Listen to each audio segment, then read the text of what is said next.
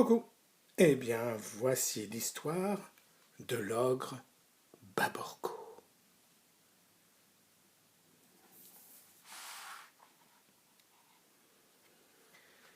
Il y a longtemps, en Sardaigne, un ogre vivait dans les parages d'un petit village.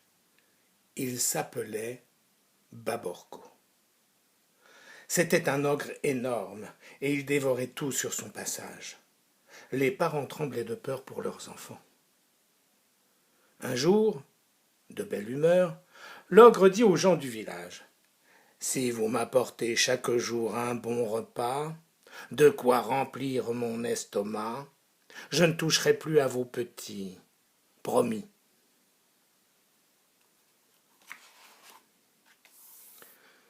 Pietrino habitait la maison la plus pauvre du village. Il avait toujours faim. Ce matin-là, sa mère l'appelle et lui dit : « Hélas, c'est notre tour aujourd'hui. Porte ce plat de gnocchi à la sauce tomate chez Baborco. Mais attention, mon fils, si tu touches un seul de ces gnocchis, l'ogre s'en apercevra et ne fera qu'une bouchée de toi. » « Oh, dommage, soupire Pietrino, ça m'a l'air drôlement bon. » Et le voilà parti. Marche que marche, la route est longue pour arriver jusqu'à la maison de Baborco. La bonne odeur de gnocchi chatouille les narines de Pietrino. Il en a l'eau à la bouche. Et si j'en goûte un ? Ah, rien qu'un. Baborco ne verra rien. Le petit garçon soulève le couvercle, attrape la gnocchi et l'engloutit. C'est bon. Il regarde de nouveau l'assiette. Tiens, un autre gnocchi dépasse du couvercle. Et un autre, et encore un autre. Miam, Pietrino les mange. Ma parole, les gnocchis veulent tous se sauver, on dirait. Ça ne va pas se passer comme ça.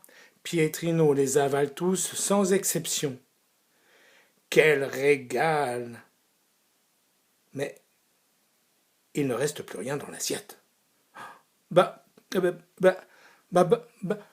Baborco va me manger. Marche que je te marche, la route est encore bien longue. Pietrino passe devant un troupeau de chèvres, très occupé à faire des petites crottes bien rondes, bien noires et bien fumantes. Chic, des gnocchis de chèvres, s'écrie l'enfant tout content. Il en ramasse plein et remplit son assiette. Marche que je te marche, le garçon arrive enfin à la maison de l'ogre. Tu es là, Baborco ? C'est moi, Pietrino. Je t'apporte des gnocchis tout chauds. L'ogre ouvre sa porte. Merci, petit. Mais entre donc. Pietrino préfère rester à la porte. Dès la première bouchée, l'ogre grogne et grimace. Bizarre, bizarre, ces gnocchis. Baborco goûte encore et recrache tout.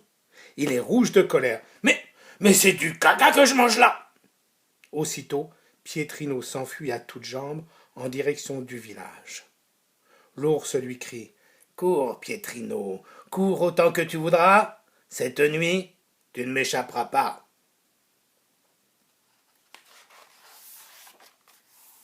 Arrivé chez lui, Pietrino ne dit pas un mot à sa maman qui coud dans la cuisine. Il monte vite se cacher dans sa chambre.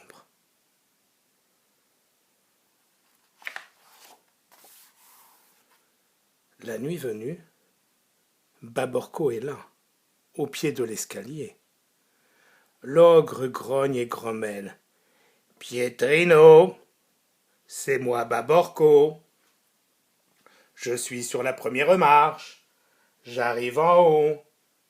J'ai grand faim. Cache-toi, petit malin. »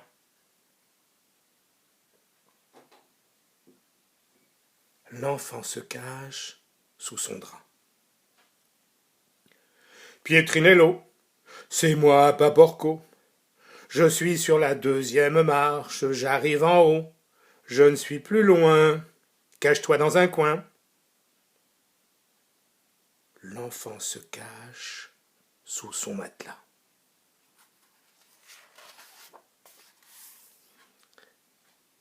Pietronico, c'est moi, Baborco.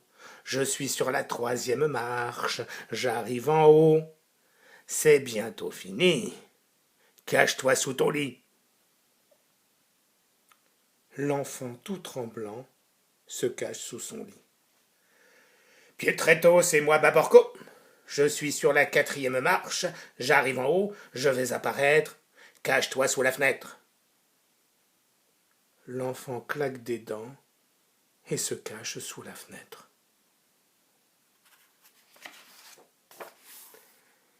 Pietro, c'est moi, Baborco. Je suis en haut. Et pour que je t'emporte, cache-toi derrière la porte.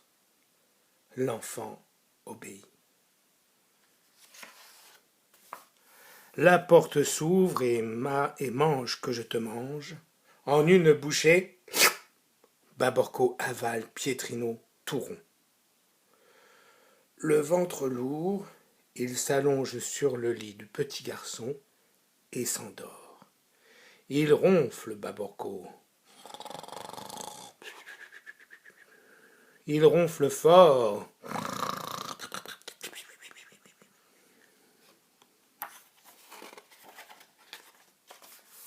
En bas, dans la cuisine, la maman de Pietrino entend les ronflements. Inquiète, elle prend ses grands ciseaux et monte l'escalier sans faire de bruit. Quand elle voit l'ogre énorme couché sur le lit de Pietrino, elle comprend tout. Elle s'approche avec ses ciseaux. Elle ouvre le ventre de Baborco.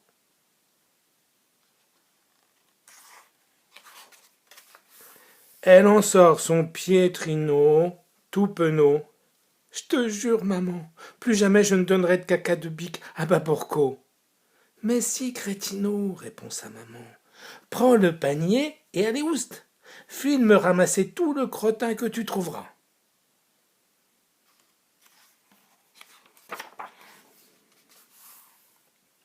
Une heure plus tard, Pietrino est de retour avec un panier plein de crottes de bique.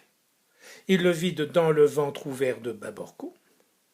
Vite sa maman recoue le ventre de l'ogre, mais Baborco continue de ronfler épouvantablement. Chut, tous les deux quittent la chambre sur la pointe des pieds. Beaucoup plus tard, Baborco se réveille avec un affreux mal de ventre. Il se lève, mais il peut à peine marcher. Badaboum, patatras, l'ogre dégringole l'escalier jusqu'en bas. Basta cosy, Baborco est mort. Bon débarras. Tout le monde au village se réjouit et crie « Vive Pietrino! Vive Pietrino !» Pendant 3 jours et 3 nuits, grands et petits se sont régalés de gnocchis.